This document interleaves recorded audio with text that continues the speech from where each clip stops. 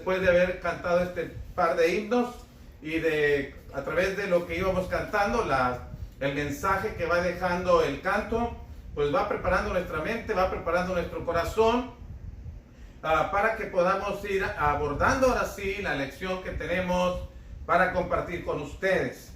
Como les decía, hermanos, la lección está titulada La esperanza que no decepciona. Y decía que no decepciona o no desilusiona, no avergüenza, porque hay diferentes, dependiendo de la versión que usted está leyendo, sea en inglés o español, la Biblia de las Américas, dicen eso, que al final del camino, hermanos, es exactamente lo mismo. Una esperanza de la cual no tendremos vergüenza, que no va a decepcionarnos, que no sufriremos una desilusión, hermanos, porque esperábamos algo que no pasó. Esperábamos algo en lo que tanta confianza depositamos, tanta seguridad teníamos de que iba a suceder y simplemente no pasó. No, hermanos, no será así. No será así el caso nuestro. Por eso quiero que vayamos a Romanos capítulo 5. El apóstol Pablo, hermanos, en el versículo 1, después de hablar de la paz que recibimos cuando somos justificados de parte de Dios por medio de Jesucristo, y que disfrutamos, nos gloriamos en esa paz que ahora disfrutamos en la comunión con Dios. Después sigue hablando de otras glorias, otros gozos, otros regocijos que experimentamos como cristianos, que Dios extiende a todo mundo que quiera recibirlo. Y es, hermanos, la esperanza, el regocijo, la alegría, el gozo, hermanos, de pensar en lo que está por venir, la esperanza que tenemos de parte de Dios. Por eso el apóstol Pablo, en el versículo 2 al versículo 5 dice, Romanos capítulo 5, versículo 2 al versículo 5 dice así: por quien, hablando del Señor Jesús, por quien también tenemos entrada por la fe a esta gracia, en la cual estamos firmes y nos gloriamos en la esperanza de la gloria de Dios. Nos gloriamos, nos regocijamos en la esperanza de la gloria de Dios. Y no solo esto, dice en el versículo 3, sino que también nos gloriamos en las tribulaciones, sabiendo que la tribulación produce paciencia, y la paciencia prueba, y la prueba esperanza. Versículo 5, y la esperanza no avergüenza. Como les decía, en las versiones en inglés o otras versiones dicen la esperanza no desilusiona, no decepciona. La esperanza no avergüenza. ¿Por qué? Dice el apóstol Pablo, porque el amor de Dios ha sido derramado en nuestros corazones por el Espíritu Santo que nos fue dado. Tenemos de qué gloriarnos. Si usted lee el versículo 1, pues nos gloriamos en la paz que disfrutamos con Dios. Si lee el versículo 2, nos gloriamos en la gloria de Dios que tenemos como esperanza. Nos gloriamos, versículo 3, aún en las tribulaciones por lo que esto produce. Y los resultados son una esperanza que no va a decepcionarnos. Entonces, hermanos, queremos hablar de eso. Pero cuando vamos a hablar de esperanza, una esperanza que no decepciona, no avergüenza, queremos ver cuál es el concepto, la idea que comúnmente se tiene de esperanza, hermano. El concepto común, aunque no es necesariamente, hermanos, el concepto de Dios, pero el concepto común es que la esperanza es una confianza en que ocurra algo bueno en un momento determinado. Esperamos, aunque es más un deseo, esperamos que algo suceda, esperamos algo bueno. La esperanza, hermanos, está apoyada o asociada en algo positivo. La esperanza no tiene que ver con algo negativo. Usted ve la esperanza en la manera en cómo se entienda. La esperanza en la manera en cómo se entienda siempre va dirigida a algo positivo. Si tenemos esperanza, por ejemplo, en una amistad, confiamos en que esa persona seremos amigos por mucho tiempo. Bueno, es una esperanza positiva. Una esperanza, hermanos, en cuanto a una empresa, un negocio, un proyecto que estemos por empezar y estamos convencidos, estamos seguros de que nos va a generar buen éxito, vamos a tener resultados satisfactorios. Bueno, es algo positivo. La esperanza siempre nos encamina a algo positivo. Es tan positivo, hermanos, que los psicólogos inclusive, los psicólogos reconocen que los seres humanos necesitamos la motivación que la esperanza nos puede ofrecer en ciertos momentos de la vida. Los psicólogos saben que sin esperanza nuestras vidas no tienen rumbo, no tienen sentido, pierden valor, pierden significado. Sin embargo, la esperanza lo genera, hermanos. La esperanza estimula, motiva, alienta a algo positivo. Y Dios nos creó así.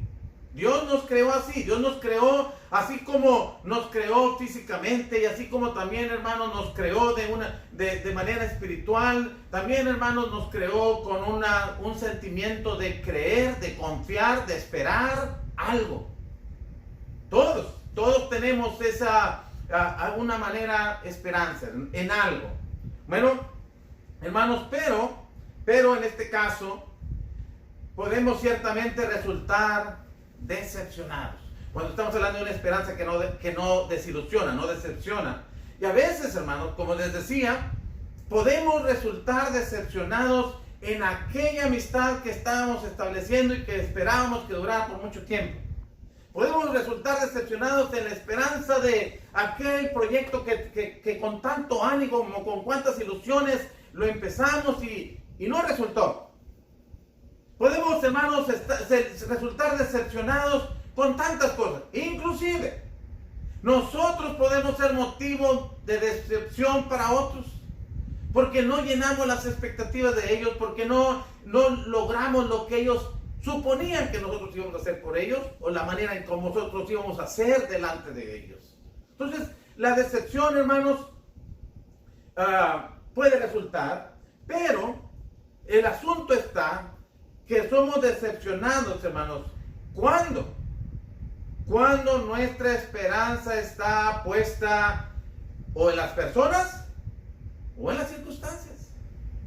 Si nuestra esperanza está en determinada persona, en su amistad, en su ayuda, en su lealtad, en su solidaridad, en su apoyo, siempre vamos a salir decepcionados. Y no siempre, pero regularmente resultamos decepcionados. O si no estamos confiando, estamos en la esperanza de que ciertas circunstancias en la vida nos ayudan para que podamos ver hacia el futuro prometedor.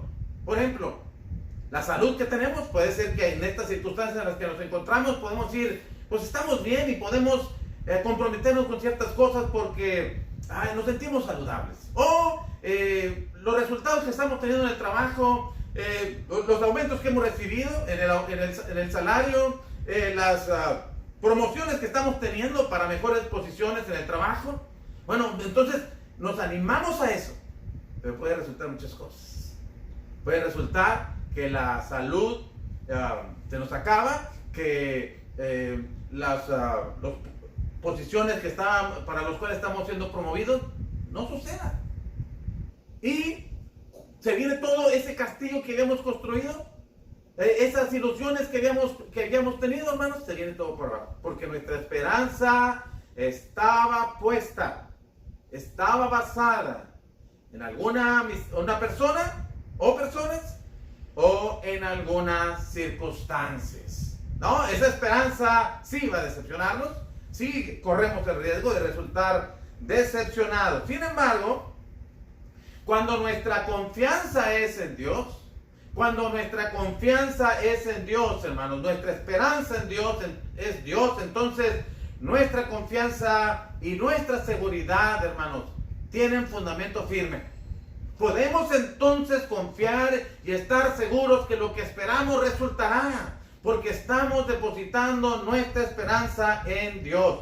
El salmista en el Salmo capítulo 42, versículo 1 al versículo 5, aunque en sus pantallas aparece solamente el versículo 5, pero en el capítulo 42, en el versículo 1, dice: así como el ciervo brama por las corrientes de las aguas, así clama por ti, oh Dios, el alma mía. y empieza a hablar de su necesidad que tiene de Dios. Y luego empieza a decir en el versículo 3, fueron mis lágrimas, mi pan de día y de noche, mientras me dicen todos los días, ¿dónde está tu Dios? ¿Dónde está tu Dios? Y él está pasando por una situación seria, una agonía emocional, está pasando por un conflicto serio. Sin embargo, en el versículo 5 dice, ¿por qué te abates, oh alma mía? Y te turbas dentro de mí. Está hablando, el salmista está hablando para sí mismo, está hablando consigo mismo. Dice, ¿por qué te abates? ¿Por qué te turbas? Y luego dice, espera en Dios. Espera en Dios, porque aún he de alabarle. Salvación mía y Dios mío. Sí, no te abatas, oh alma mía. No te turbes. Espera en Dios, porque aún he de alabarle. Y esa, hermanos, esa seguridad, esa confianza en Dios siempre nos tendrá de pie. Nuestra esperanza en Dios, hermanos. Nuestra esperanza en Dios. Bueno, cuando pensamos en nuestra esperanza en Dios, nos preguntamos, ¿qué debo esperar? Y a veces, hermanos, pudiera resultar que alguien diría, bueno, a mí sí me ha decepcionado Dios. ¿Por qué? Porque podríamos una vez resultar decepcionados. Bueno, es que a veces puede ser, hermanos, que estamos teniendo esperanza en algo que Dios no prometió. Tal vez estamos teniendo, hermanos, confianza o estamos depositando cierta seguridad en algo que Dios no dijo. Algo que Dios no prometió. Bueno, y lo que quiero decir ahorita es que nuestra esperanza en Dios, hermanos, no es una vida libre de sufrimientos en esta tierra. Nuestra esperanza en Dios no es una vida que está blindada contra el dolor, hermanos, que es inmune al sufrimiento. Una vida, hermanos, que está protegida contra todo problema. No es cierto. Esta no es nuestra esperanza. Porque el Señor Jesucristo nos anticipó cuando hablaba con sus discípulos la noche que iba a ser tomado prisionero. La noche en que Él les confiesa que lo van a dejar solo. La noche que Él recuerda el momento en que sus discípulos habrán de dejarlo. Él dijo en el versículo 33 de Juan, capítulo 16, en el mundo tendréis aflicción. En el mundo tendréis aflicción, pero confiad, yo he vencido al mundo. Hemos estado insistiendo en las clases que hemos estado dando de que nos despojemos de esa esperanza que no ha prometido Dios. Esa esperanza que no está basada en la palabra de Dios, en las promesas de Dios, de que no vamos a experimentar el sufrimiento en esta tierra, porque eso no es cierto. Eso no es cierto. Mentiríamos si les dijéramos que sí, que el cristiano fiel no va a sufrir, no va a batallar, su economía será sana y su vida, su salud será siempre la mejor. Su familia será fuerte, sólida, armoniosa. No necesariamente, no necesariamente. Es más, Jesucristo una vez dijo, yo no he venido a traer paz sino espada. Bueno, hermanos, entonces, nuestra esperanza, hermanos, está en algo que es mucho mejor que las experiencias, que la calidad de vida que estemos llevando sobre esta tierra, aunque sea de las mejores. En salud, en economía, en bienestar familiar, en éxito en los negocios, aunque sea la mejor de las vidas que ustedes puedan estar viviendo sobre esta tierra, lo que tenemos en esperanza de parte de Dios es algo muchísimo mejor que inclusive cuando el apóstol Pablo dijo que cuando comparamos los sufrimientos en esta vida o inclusive las bendiciones en esta vida, la vida misma en esta tierra, no se compara, no es digna. No es digna de ser comparada con lo que Dios tiene para nosotros. Y hay un texto, en Romanos capítulo 8, versículo 18, el apóstol Pablo dijo, tengo por cierto, cuánta seguridad, cuánta confianza, cuánta certeza, cuánta convicción tenía el apóstol Pablo de lo que estaba por recibir, la promesa que de Dios había recibido y la promesa que predicaba en todo el tiempo por todo el imperio romano. Tengo por cierto que las aflicciones del tiempo presente no son comparables, dice Pablo, con la gloria. Estamos hablando de la esperanza que no decepciona. Y el apóstol Pablo dice, en este mundo he sido decepcionado con mis sufrimientos, en este mundo he tenido muchas batallas, he tenido muchas frustraciones, muchas decepciones, pero todo lo que yo experimente aquí, sea bueno, sea malo, todo lo que yo tenga aquí, sea mucho, sea poco, todo lo que yo pueda vivir aquí en esta tierra, no tiene comparación, no se compara, hermano, no se compara con la gloria venidera que nosotros ha de manifestarse. Que Dios nos bendiga para que en todo momento y bajo cualquier circunstancia, sea en la tribulación o sea en el placer, hermanos, que Dios nos puede ofrecer, sea, hermanos, en la escasez o sea en la abundancia, sea cuando no tenemos nada o cuando lo tengamos todo, que podamos tener esta convicción que Pablo tenía, de que en toda circunstancia, en todo momento, cualquier experiencia en esta vida, sea buena o sea mala, no se va a comparar, no tiene comparación, no es digna de siquiera pensar en cómo compararlos con la gloria venidera, con lo que Dios tiene para nosotros. Imagínense el pensamiento, imagínense, con razón Pablo fue quien fue, hermanos.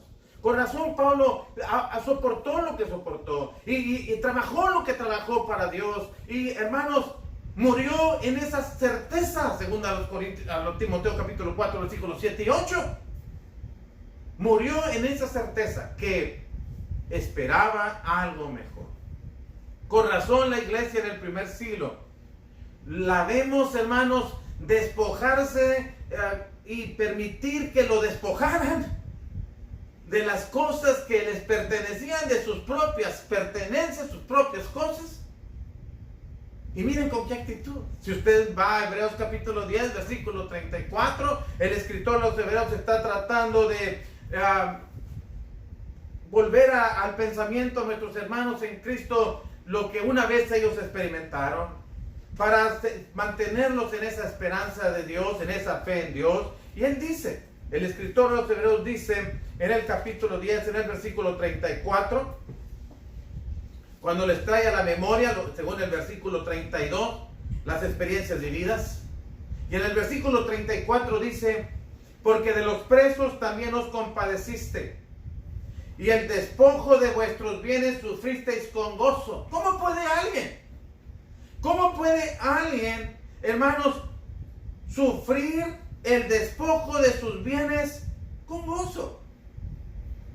Oh, no, la reacción natural es, me robaron y yo quiero recuperarlo, y entonces yo tengo un sentimiento en contra de esa persona, estoy muy molesto, no quiero verlo, no quiero que me hable. Si alguna vez teníamos alguna relación de amistad, no la queremos tener más. ¿Por qué? Porque no estamos conformes con lo que nos pasó. Pero la iglesia pasó eso, hermanos. Estos hermanos a quien Pablo les escribe, el escritor de los Hebreos, a quien les escribe esta carta, les dice, hermanos, recuerden su experiencia pasada, recuerden cómo eran, y recuerden lo que estuvieron dispuestos a hacer y hasta sufrir.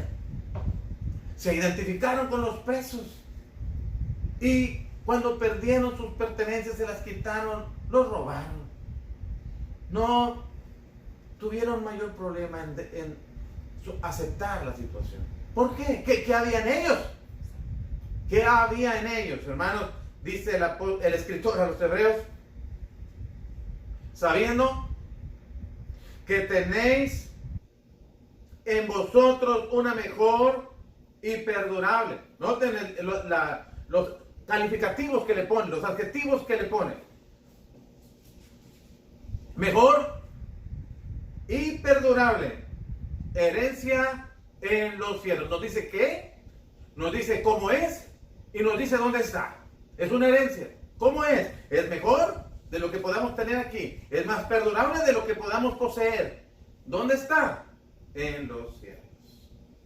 De manera que, hermanos, con razón la iglesia del primer siglo vivió las experiencias que vivió y siguió predicando, siguió sirviendo a Dios, siguió manteniéndose fiel en lo que esperaban, por lo que estaban anhelando. Y luego el escritor de los Hebreos regresa, les dice a estos hermanos, trae a la memoria los tiempos pasados, experiencias vividas por ellos, pero los extiende todavía más allá en el capítulo 11, dice, miremos a nuestros padres. Miremos a nuestros padres en el capítulo 11, en el versículo 13, que estos conforme a la fe murieron todos estos sin haber recibido lo prometido, sino mirándolo de lejos y creyéndolo y saludándolo y confesando que eran extranjeros y peregrinos sobre la tierra. Mire, el pensamiento de ellos. Ellos sobre esta tierra eran extranjeros y peregrinos. No pensaban que cualquier tierra donde ellos, que el lugar donde ellos habían nacido era su tierra permanente. Ellos eran, aún en el país donde nacieron, ellos se consideraban extranjeros y peregrinos sobre esta tierra. ¿Por qué? ¿Por qué se consideraban así? Dice el versículo 14, porque los que dicen esto, claramente dan a entender que buscan una patria que no estaba aquí, pues si hubiesen estado pensando en aquella donde salieron, ciertamente tenían tiempo de volver, pero anhelaban otra vez una mejor. Ya en el versículo 34 hablamos de una mejor, otra vez en el versículo 16, pero anhelaban una mejor. En el versículo 34 nos dijeron que estaba en el cielo. En el versículo del capítulo 10, en el capítulo 11, versículo 16 nos dice, esperaban una mejor, anhelaban una mejor, esto es celestial, celestial. Y por cuanto anhelaban eso, esperaban esto, y se esforzaban por alcanzarlo, por lograrlo, y murieron esperando eso, dice el texto, que Dios no se avergüenza de llamarse Dios de ellos, porque les ha reservado, les ha preparado una ciudad. Dios no se avergüenza de quien tiene esta esperanza y se prepara para recibirla. Dios les ha preparado una ciudad. Esa es la esperanza que Dios quiere que nosotros tengamos. Esa es la esperanza que no avergüenza. Esa es la esperanza que no decepciona, que no nos va a desilusionar, que no va a llegar el día en que y no resultó nada, no lo recibimos, no era cierto. No, hermanos, Dios tiene en promesa eso y lo va a cumplir. Ahora, ¿por qué tanta seguridad, hermanos? ¿Por qué tanta seguridad? Bueno, porque Dios no miente. Y ahorita lo vamos a ver. Porque Dios no miente. Pero, ¿cuál es la esperanza que nosotros estamos teniendo? ¿En qué es la esperanza que nosotros estamos deseando? Bueno, ya dijimos, una herencia en los cielos, una gloria celestial, una ciudad que Dios ha reservado para los que le aman, hermanos. Pero también en parte de nuestra esperanza es ser resucitados con Cristo. Ser resucitados, hermano. Cuando Cristo venga por segunda vez, ser resucitados y además ser hechos conforme la imagen de Cristo Jesús. Imagínense que cuando Jesucristo venga y los muertos sean resucitados, según lo que hemos estado leyendo en Juan capítulo 5, verso 28, vendrá hora cuando todos los que estén en los sepulcros oirán su voz. Y cuando resuciten todos aquellos que murieron en espera de la herencia celestial, de la gloria de Dios, y vivieron en esa esperanza, hermanos, dice la Biblia que Dios ha planeado desde la fundación del mundo, desde la eternidad misma, que nosotros podamos ser hechos conforme a la imagen de Cristo y recibamos con Él la herencia que Dios tiene para nosotros.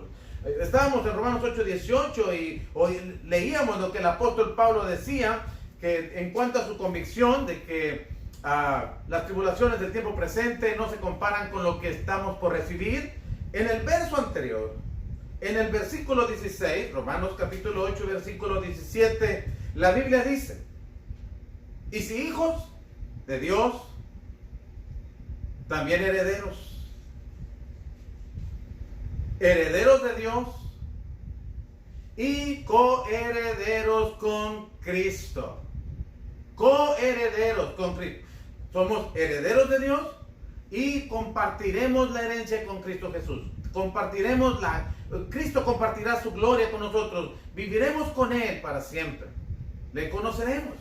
Hermanos, y no solamente esto, dice, seremos coherederos con Cristo, si es que padecemos juntamente con Él. Noten, para que juntamente con Él seamos glorificados. ¿No es eso lo que estamos esperando? Que Dios nos dé la herencia que ha prometido y que esa herencia la estaremos compartiendo con Cristo y que seremos juntamente con Él glorificados. En este mismo capítulo 8, hermanos, pero en el versículo 29, la Biblia dice que a los que antes Dios conoció, a estos también predestinó. Noten. Porque a los que antes conoció, también los predestinó.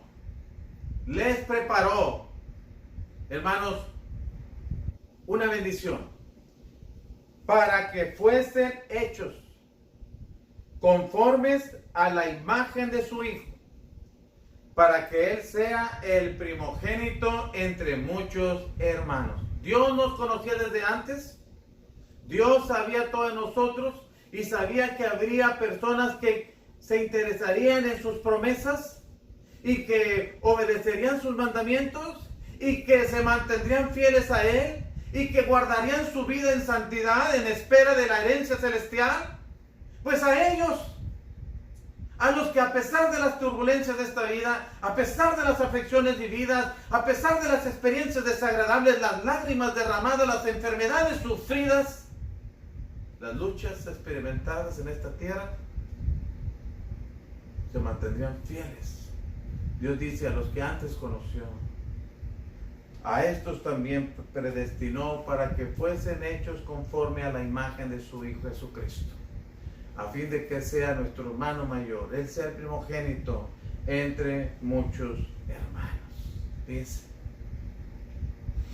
Cuando el apóstol Pablo escribe Filipenses capítulo 3, versículo 20, él está diciendo, hermano, nuestra ciudadanía está en los cielos. Nuestra ciudadanía no está aquí en la tierra, nuestra ciudadanía está en los cielos. Pablo tenía la ciudadanía romana, pero también tenía los privilegios de los judíos. Sin embargo, él dice, no, mi ciudadanía no es romana, no estoy hablando de eso. No, mi antecedente religioso y mis ancestros eran judíos. No, yo no estoy hablando de eso. Pablo está diciendo, nuestra ciudadanía está en los cielos, de donde también esperamos, de los cielos, esperamos al Señor Jesucristo. Esperamos a Cristo. ¿Qué esperamos? ¿Para qué esperamos que venga? ¿Qué sucederá cuando Él venga, según el versículo 21? ¿Qué va a pasar? ¿Cuál es nuestra esperanza que cuando Cristo venga? El cual transformará el cuerpo de la humillación nuestra para que sea semejante al cuerpo de la gloria suya. Para que sea semejante al cuerpo de la gloria suya. Para que seamos semejantes a Cristo Jesús. Hermanos, cuando Él venga, Él va a transformar el cuerpo de la humillación nuestra. Este cuerpo que se cansa, se enferma, se lastima, se envejece y se muere. Lo transformará para que sea como el de Él, que sea eterno, que sea glorioso, que sea inmortal, que sea incorruptible, como nos lo presenta en 1 Corintios capítulo 15. Y esto lo hará por el poder con el cual puede también sujetar a sí mismo todas las cosas. El que lo puede hacer todo, no nos deja espacio para la duda de que pueda también transformar el cuerpo nuestro para que sea semejante al cuerpo de Él. Y juntos, porque acabamos de leer en Romanos 8:17 que somos, si somos hijos de Dios, somos herederos de Dios y somos coherederos con Cristo. Por eso Cristo viene a transformar el cuerpo de la humillación nuestra para que sea semejante al cuerpo de la gloria suya, para podernos llevar al cielo y heredar juntos la gloria del Padre. Oh no, recuerdo cuando el Señor Jesucristo oraba al Padre en Juan capítulo 17, versículo 24. Y oraba por sus discípulos, oraba por ustedes y por mí, si queremos ser fieles y permanecer así hasta que Cristo viene, o muramos. Padre, aquellos que me diste, quiero que donde yo esté, ellos también estén. Era el deseo de Cristo, era su oración al Padre. A los que me has dado, quiero que donde yo esté, ellos también estén, para que vean, para que contemplen mi gloria, para que puedan ver que me has amado desde la fundación del mundo. Es que Él siempre ha sido deseoso de compartir su gloria con nosotros, tanto que vino a este mundo a morir para que esto fuese posible. Quiero seguir enfatizando ese punto, hermanos, de que cuando Cristo venga, tenemos la esperanza de ser transformados a la imagen de Él para poder compartir con Él la gloria que Dios tiene reservada para todos nosotros, los que seamos fieles. 1 Corintios capítulo 15, cuando el apóstol Pablo habla del tema, todo el capítulo 15 habla del tema de la resurrección de los muertos, nos dice, hermanos, en el versículo 49, y así como hemos traído la imagen del terrenal, está hablando de Adán, si los versículos anteriores nos habla de que así como el primer hombre, Adán, fue alma viviente, también el posterior Adán será espíritu vivificante. Y luego también dice, el primer hombre es de la tierra, terrenal, con el verso 47, el segundo hombre, que es el Señor, es del cielo. Está hablando de Adán y del Señor Jesucristo. Bueno, lo que quiero enseñar es esto, el versículo 48 y 49. ¿Cuál el terrenal? Adán. Tales también los terrenales. ¿Y cuál el celestial? Tales también los celestiales. Versículo 49. Y así como hemos traído la imagen del terrenal, así como hemos traído la imagen del terrenal, la imagen de Adán, hemos hecho, cuando hemos tenido este cuerpo físico, material, igual al de Adán. Pero cuando Cristo venga, cuando seamos resucitados de entre los muertos, para ser llevados al cielo, dice la Biblia, traeremos también la imagen del celestial. ¿Quién es? Ya dijo en el versículo 47, es el Señor. Es el Señor. Bueno, hermanos, entonces esa es nuestra esperanza. Esa es nuestra esperanza, que en la resurrección de los muertos podamos ser transformados a la imagen de Cristo Jesús para ser llevados al cielo y compartir con Él la gloria eterna. Bueno, y esta esperanza que tenemos, hermanos, no decepciona. Esta esperanza en Dios nunca nos va a decepcionar. Y tenemos evidencias, hermanos, suficientes para estar convencidos de que no seremos decepcionados. Y la primera de ellas, hermanos, es porque Dios, a diferencia de los hombres, no miente. Los hombres, hermanos, podemos mentir. Somos susceptibles, hermanos, a la mentira. Estamos, hermanos, a veces para librarnos de cierto compromiso, hermanos, para librarnos de cierta circunstancia incómoda, mentimos. O para obtener algunas ganancias, mentimos. Para justificar algunas cosas, mentimos, ¿no? O para lograr conquistar la confianza de alguien, inclusive, mentimos. Pero Dios dice, hermanos, Números capítulo 23, versículo 19, Dios no es hombre para que mienta, ni hijo de hombre para que se arrepienta. Él dijo y no hará. Él dijo y no hará, hermanos, y la respuesta es sí, sí va a ser. Sí va a hacer, Él va a cumplir sus promesas.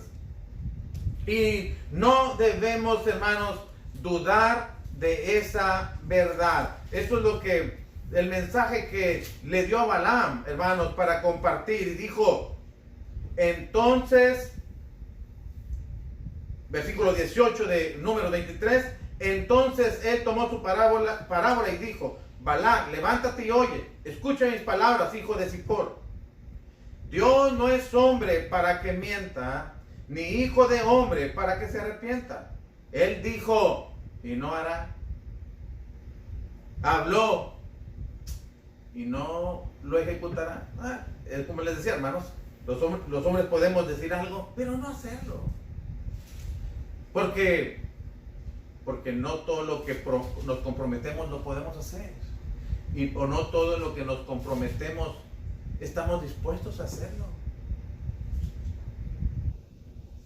Bueno, pero Dios no es así. Dios no está ofreciendo algo que no está dispuesto a cumplir. O Dios no está prometiendo algo que no va a poder cumplir. O simplemente es alguien que es ligero en sus palabras. No, Dios dijo y no hará. Él habló y no lo va a hacer, no lo va a ejecutar. La respuesta es sí, sí lo va a hacer. Y en este caso particular, en sus promesas. Dios va a cumplir sus promesas. El apóstol Pablo, cuando habla en Tito capítulo 1 versículo 2 y habla de la esperanza precisamente, dice que esa esperanza nos la dio un Dios que no miente. Un Dios que no miente. Dios, hermanos, cuando hizo sus promesas no estaba hablando con mentiras. No estamos confiando en alguien engañoso, hermanos. Dice el versículo 2, en la esperanza de la vida eterna, la cual Dios, que no miente, prometió desde antes del principio de los siglos. Dios no miente. Y ha hecho una promesa desde antes del principio de los siglos, desde la eternidad. Y se ha, hermanos, difundido ese mensaje, esa promesa por toda la tierra, mediante la predicación del Evangelio. Dios cumplirá. Entonces tenemos confianza en un Dios que no es como yo, hermanos, que puedo decepcionarlos, porque puedo comprometerme y no cumplir, o no poder cumplir. Dios tiene la voluntad y el poder para cumplir todo lo que ha dicho. Por otro lado, hermanos, Dios es fiel a sus promesas. Como les decía, tenemos evidencias. Y, hermanos, en el Antiguo Testamento, nosotros podemos ver que Dios había en Éxodo capítulo 3, hizo volver a Moisés a la tierra de Egipto y hablar con el pueblo de Israel y ofrecerles la promesa de sacarlos de la esclavitud en la que se encontraban y llevarlos a una tierra prometida, una tierra que fluía leche y miel, la tierra de Canaán. Y aunque pasaron 40 años, y aunque muchos de ellos en el camino desconfiaron de la promesa de Dios, al final, Dios cumplió, hermanos. Dios cumplió. Y, hermanos, encontramos en el libro de Josué, en el capítulo 21, en el versículo 43 al 45, cómo la Escritura dice que Dios ciertamente cumplió sus promesas. Dice en el versículo 43, de esta manera, dio Jehová a Israel toda la tierra que había jurado dar a sus padres. Noten, había un juramento, había una promesa y Dios la está cumpliendo. Y la posiguieron y habitaron en ella. Y Jehová les dio reposo alrededor, noten, conforme a todo lo que había jurado a sus padres. No solamente les ofreció una tierra, sino les ofreció una tierra donde la pudieran disfrutar. Y ninguno de todos sus enemigos pudo hacerles frente, porque Jehová entregó en sus manos a todos sus enemigos. Noten el versículo 45. No faltó, no faltó palabra de todas las buenas promesas que Jehová había hecho a la casa de Israel. Todo se cumplió. Más tarde Salomón diría en primer libro de Reyes, capítulo 8, versículo 56, lo mismo, alabando a Dios y dándole la gloria por ser tan fiel a sus promesas y no faltar ninguna de las cosas que él había prometido. Dice el verso 56, bendito sea Jehová, que ha dado paz a su pueblo Israel, conforme a todo lo que él había dicho. Ninguna palabra de todas sus promesas que expresó por Moisés su siervo ha faltado. Ninguna. Dios prometió, Dios cumplió, hermanos. Entonces, tenemos evidencia. Primero, tenemos las promesas de un Dios que no miente. Segundo, tenemos evidencias en el pasado de un Dios que se compromete y cumple sus promesas. Y las cumple cabalmente. Las cumple no a medias, sino completamente. Ninguna de las palabras en las promesas que hizo a Moisés, dice tanto el libro de Josué como el libro de Reyes, ha faltado. Bueno, hermanos, por eso esta esperanza que tenemos en Dios, hermanos, de que después de esta vida hay algo mejor para nosotros, mucho mejor, que Cristo vendrá y seremos resucitados y llevados al cielo en un cuerpo glorificado, cual es el de Jesucristo, y compartir con Él la gloria eterna. No podemos dejarlo en dudas, no podemos mirarlo con incertidumbre, con cierta desconfianza, sino con una absoluta seguridad, una plena confianza de que esto será así, hermanos, será así.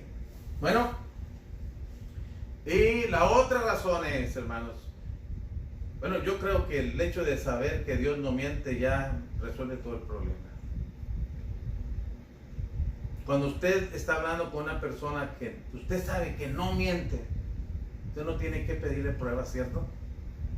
A veces podemos hacer tratos, bueno, ya no se hacen, ¿verdad? Pero la integridad de la persona, la reputación de la persona, te puede dar cierta confianza de decir, bueno, no tenemos que hacer de todo esto una firma, porque sé qué tipo de persona es. Pero cuando la persona no es confiable, primero no haces trato y segundo, firmas todo lo que se necesite firmar. ¿Por qué? No confíes. Pero Dios no miente, hermanos. Dios no miente. Segundo, Dios ya ha mostrado su fidelidad a sus promesas, cumplidas cabalmente.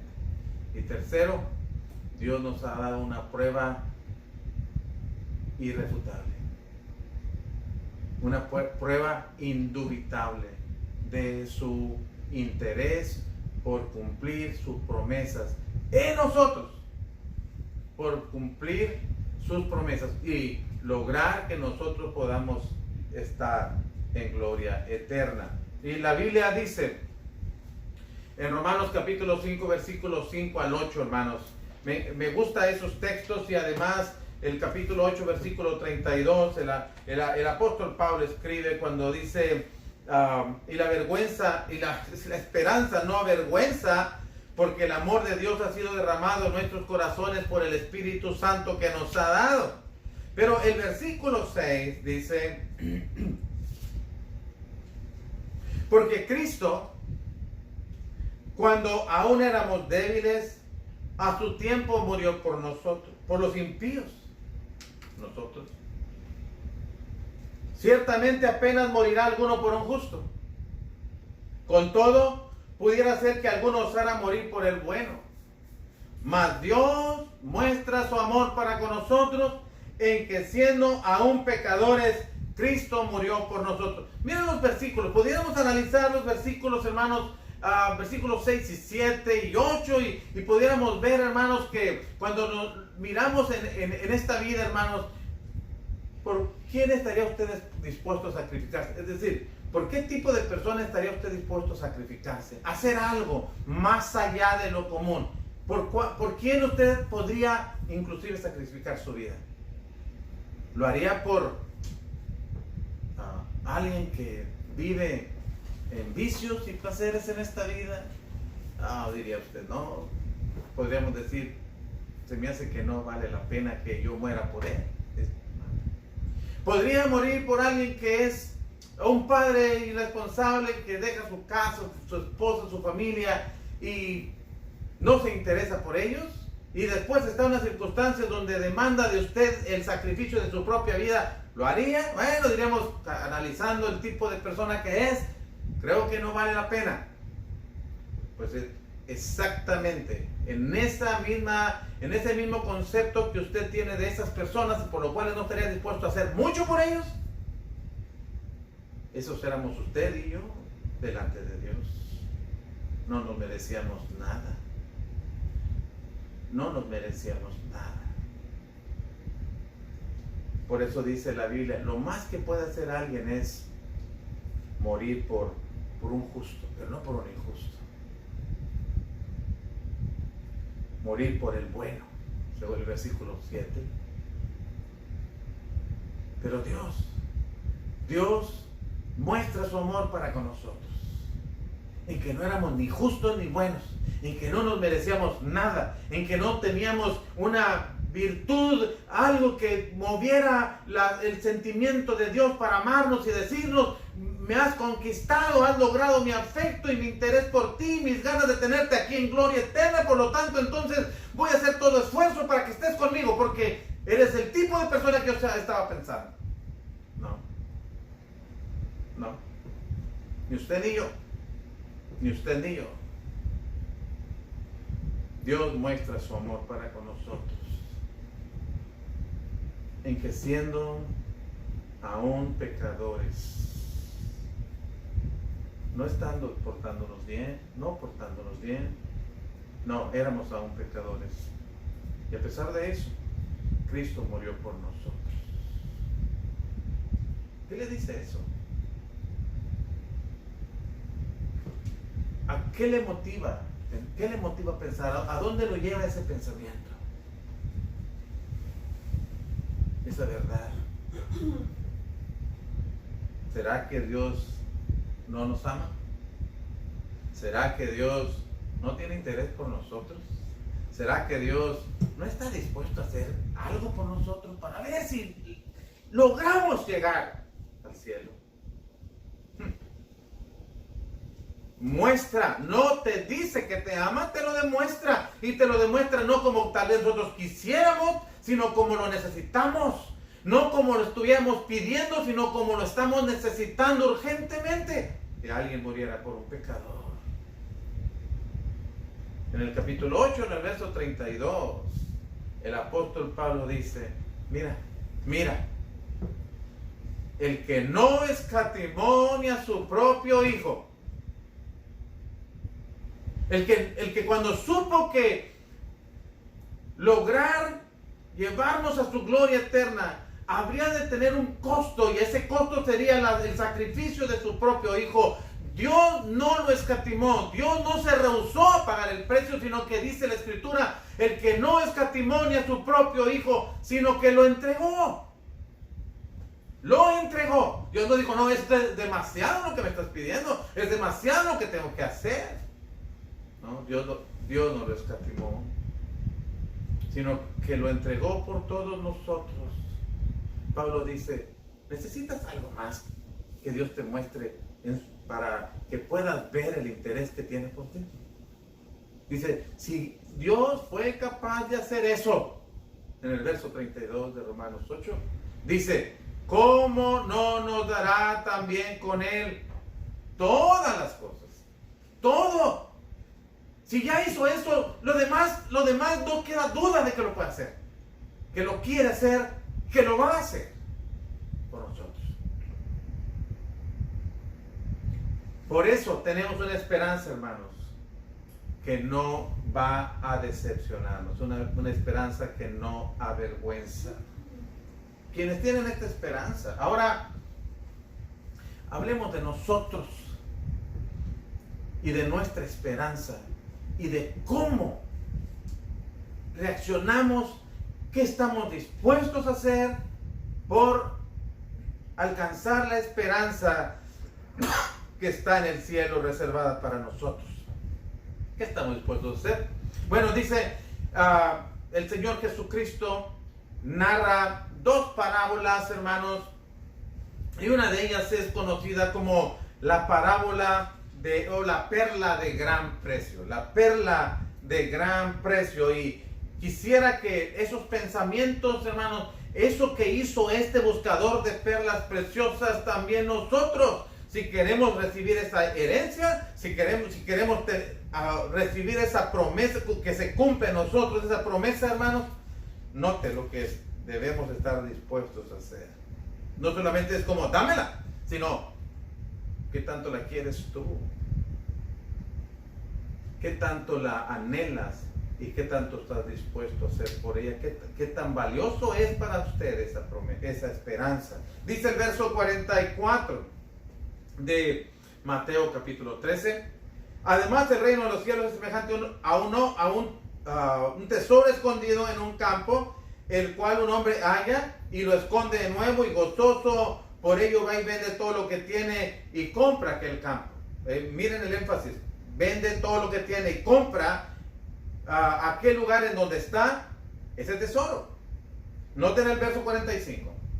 También el reino de los cielos es semejante a un mercader que busca buenas perlas, que habiendo hallado una perla preciosa, una perla que costaba todo lo que él tenía, una perla que para obtenerla, para conseguirla, para comprarla, era necesario que él se despojara de todo lo que tenía para comprarla. Valía tanto la pena, era tan valiosa, era tan deseable para este mercader, que cuando supo su precio, no escatimó, sino que dice la escritura que fue y vendió todo lo que tenía y la compró. Así es lo que nosotros necesitamos tener en cuanto a nuestra actitud. Eso es lo que nosotros debemos estar dispuestos a hacer. Es la disposición que debemos mostrar por lograr tener esta herencia celestial.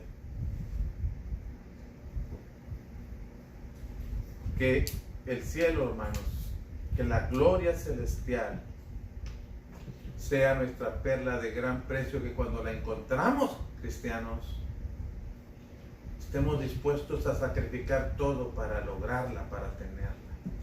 Que cuando se nos presenta la oportunidad de adquirirla, usted que nos escucha, ya ve, a veces uno dice, ¿cuánto requiere ser cristiano? ¿Cuánto requiere ir al cielo? Y solamente estamos pensando en lo que me va a costar y no en lo que voy a tener. El mercader no está pensando, me va a costar todo esto. No, él está enfatizando, enfocando su mirada, poniendo atención en lo que valía esa perla, en el preciosa que era y en el deseo que tenía para conquistar, para tenerla. Es lo mismo que usted tiene que tomar en cuenta también. Hay gente que quiere ir al cielo, pero cuando piensa en los costos, dice, no es tan precioso como para vender lo que tengo, para sacrificar lo que tengo. Lamentable. Entonces, es una esperanza que no decepciona, pero muchas veces nosotros sí decepcionamos al que nos ha hecho esa promesa, porque nos ve cuán poco interés, cuán poco esfuerzo, cuán poca dedicación, cuánto la subestimamos. No, que el cielo, que la gloria celestial sea nuestra perla de gran precio, y que la queramos comprar, no importa el precio. También, hermanos, el que